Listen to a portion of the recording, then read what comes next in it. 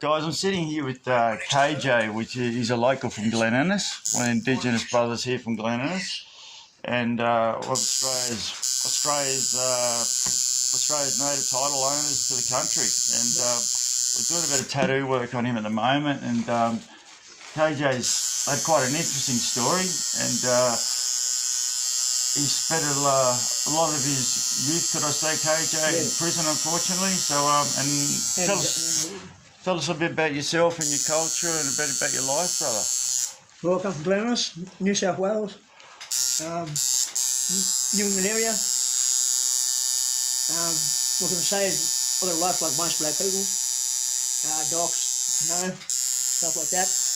As a young juvenile, I got locked up. 99 when I was 11 and a half years old or something. Really? So most of the time's been in and out of institutions? Yeah, it's over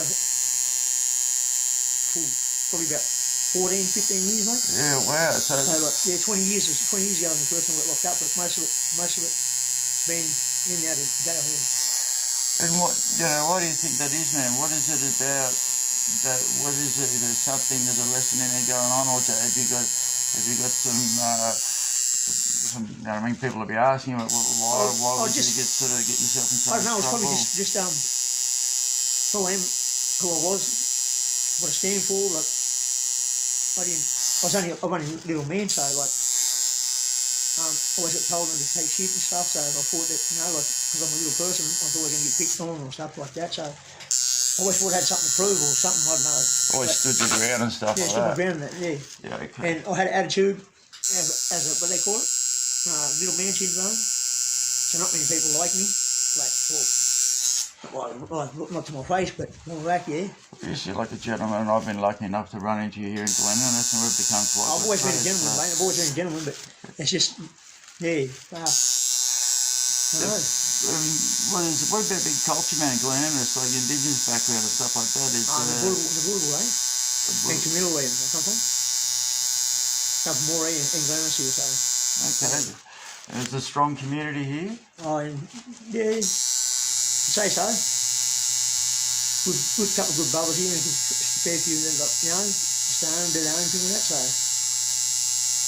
And I've seen you do a bit of your art, man, which looks fascinating itself. And look, for those that don't know much about, and I still don't know anything about indigenous art, there's particular things that they're willing to share with the community, and things that they're not willing to, which is still sacred and stuff to their community that they keep sacred, which is fantastic. Oh, yeah. But so KJ himself is quite an established quite a distinguished artist. He's quite good at what he does, and but he's just had quite an interesting life, a lot of mischief, and in and out of institutions, unfortunately. And hopefully that's going to change for him in the future. But he's got. What about you? Sort of, you've done a bit of art for me in the past.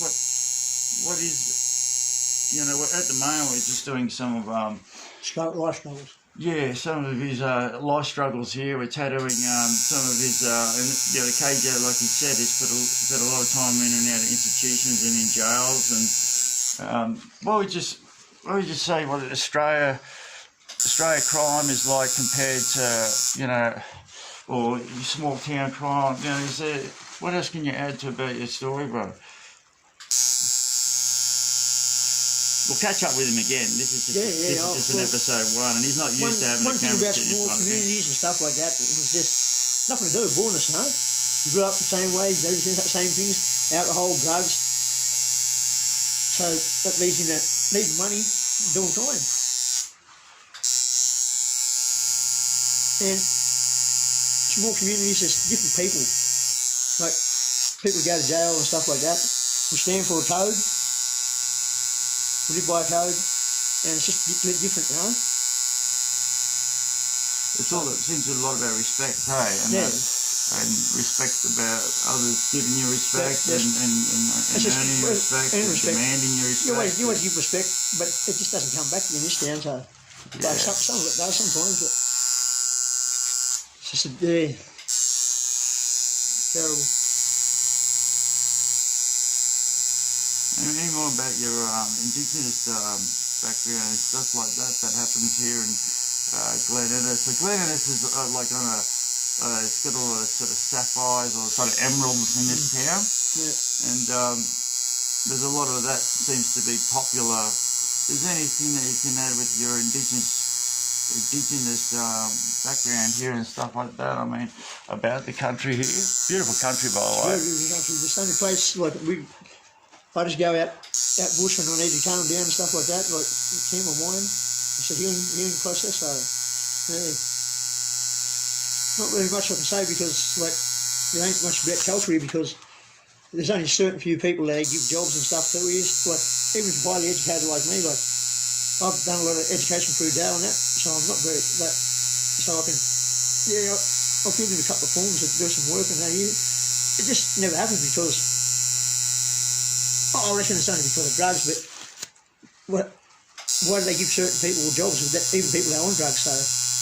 Like drugs doesn't change someone's life. If you give them a job, they might better them fucking selves, you know? Not normal. So we're not filling them for a job just to get on drugs, we're filling them for a job to change their life. And they downgrade you and they don't give it to you, so most of the time, Stereotyping the cycle continues. Right. Yeah. Is there a lot of racial issues in some of these small towns? Yes, yeah, sure is. I've been here all my life.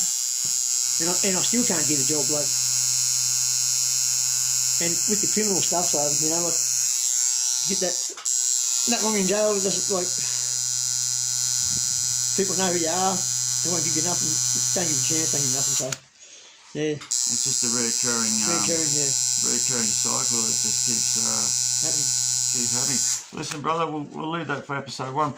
We're going to hope to catch up with KJ and the rest of his community through, and some more with the tattooing and some of his teaching, because these guys have got some great stories to tell, and they're teachers in their own right. And so is there any way they can catch you on Facebook and stuff like that, bro, or social media? No, not at the moment, no. So how do people find you anyway? No, not at the moment.